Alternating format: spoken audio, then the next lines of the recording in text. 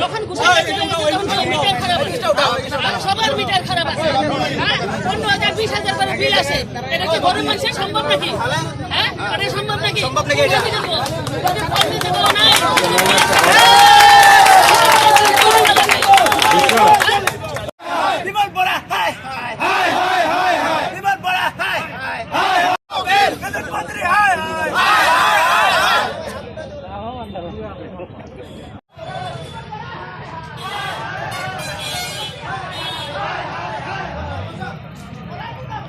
আজি আমার rise একলগত goat খাইছোঁ।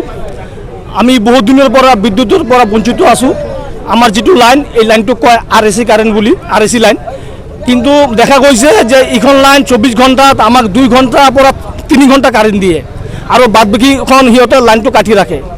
যদি আমালোকক কন্ট্রোল রুমত ফোন কৰোঁ, জয়মা বুলি কয়, তাকে ফোন কৰিলে বোলে যে লাইনটো এতিয়া প্ৰব্লেম আছে, নহ'লে ফল্টি আছে, আজি ৰাতি নাপাব, কালি পাব। আৰু ইয়াত ডিপাৰ্টমেণ্টের যিবিলাক মানুহ আছে, আমি এইটো ক'বলৈ আহিছোঁ, তেওঁ সিহঁতক বহিষ্কাৰ কৰি নতুন মানুহ ল'ব লাগে, কাৰণ সিহঁতে ডিউটি নকৰে, একদম ডিউটি নকৰে আৰু আমাক ৰেছপন্স নেদে। আমাৰ ইয়াত ৰাইজক মানুহ বুলি সিহঁতে গণ্য নকৰে, কাৰণ ইমান দিন হৈ গৈছে আমি কাৰেণ্ট পোৱা নাই।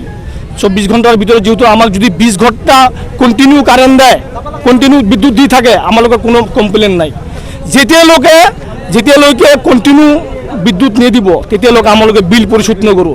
কারেন্টটি যদি নাই তো বিলখন আহে ক'ৰ পৰা আহে?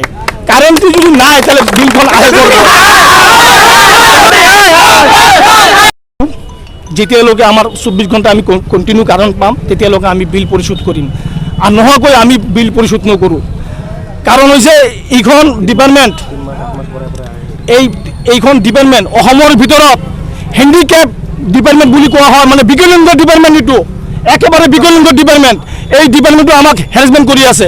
আজি COVID-19 আমাক মাৰিব পৰা নাই, কিন্তু বিদ্যুতে আমাক মাৰি পেলাইছে। ল'ৰা ছোৱালীক লেখাপঢ়া কৰা নাই, অনলাইনত ক্লাছ হোৱা নাই, বঞ্চিত কৰি আছে। বিদ্যুতেই নাই, কেনেকুৱা কৰি? ইমান গৰম থাকে, 35-40 ডিগ্ৰী থাকে, তাৰপিছত ইয়ে নাই। আৰু গোটেইখিনি ৰাতি আমাক কাৰেণ্ট নিদিয়ে, কাৰণ সিহঁতে বুজি আছে যে ইয়াৰ মানুহ নাই, সিহঁতৰ মানুহ এখন। সিহঁতৰ কেই মেগাৱাট পায় আমি নাজানো, 4 মেগাৱাট পায় না 5 মেগাৱাট পায়, তাৰ সিকুৱেন্সিৰ প্ৰব্লেম না লেট ডাউন না শাট ডাউন, এইবিলাক আমি নাজানো। আমাৰ কণ্টিনিউ কাৰেণ্ট লাগে, আমি কণ্টিনিউ কাৰেণ্ট যেতিয়ালৈকে নাপাম আমি বিল পৰিশোধ নকৰোঁ।